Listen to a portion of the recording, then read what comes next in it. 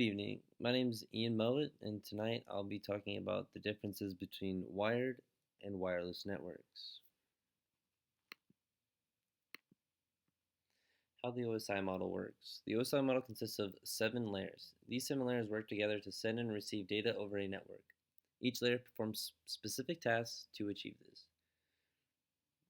The first layer, physical layer, they transmit bits over a physical medium.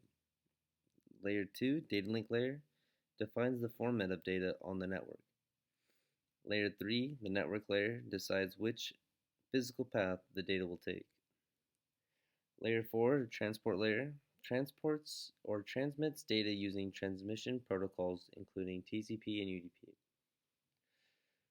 Layer 5, the session layer, maintains connections and is responsible for controlling ports and sessions.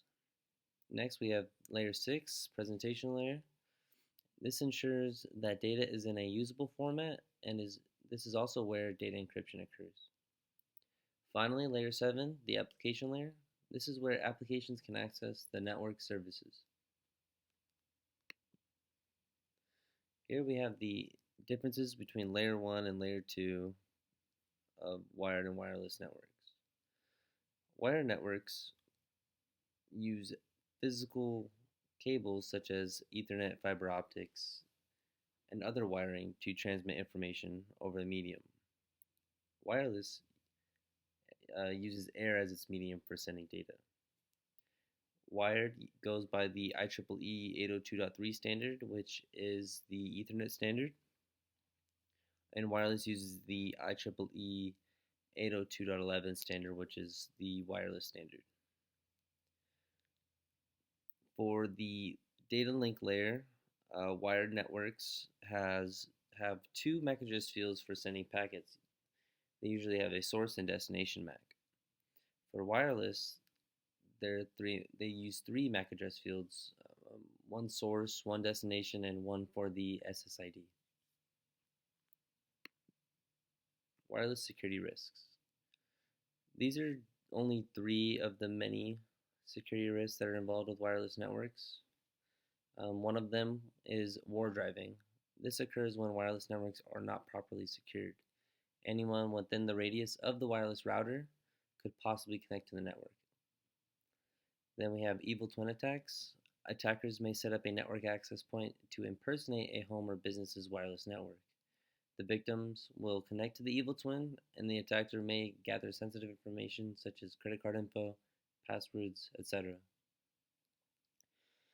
Last but not least, we have wireless sniffing.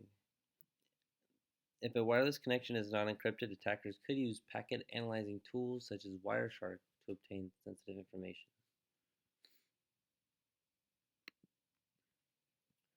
Wired security risks. There are less security risks with wired networks than there are with wireless, but they should not be ignored.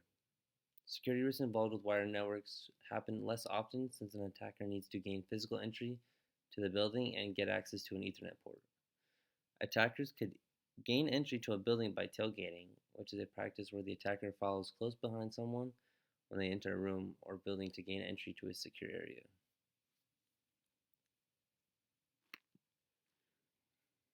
Securing wireless networks. One of the ways to protect the wireless networks is to use data encryption. By using recommended encryption standards such as WPA2, the users on the network can freely browse the internet without worrying about the risk of attackers using packet sniffers to steal information.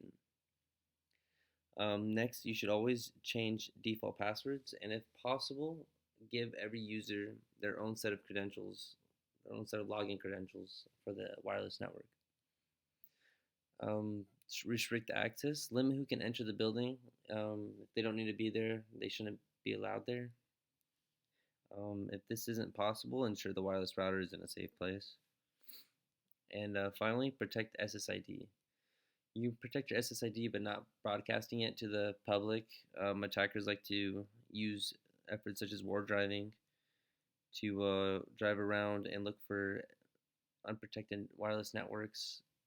And if you don't broadcast your SSID, then basically it makes them that harder just to even find your network. So this is it for my presentation. I hope you enjoyed it. Thank you.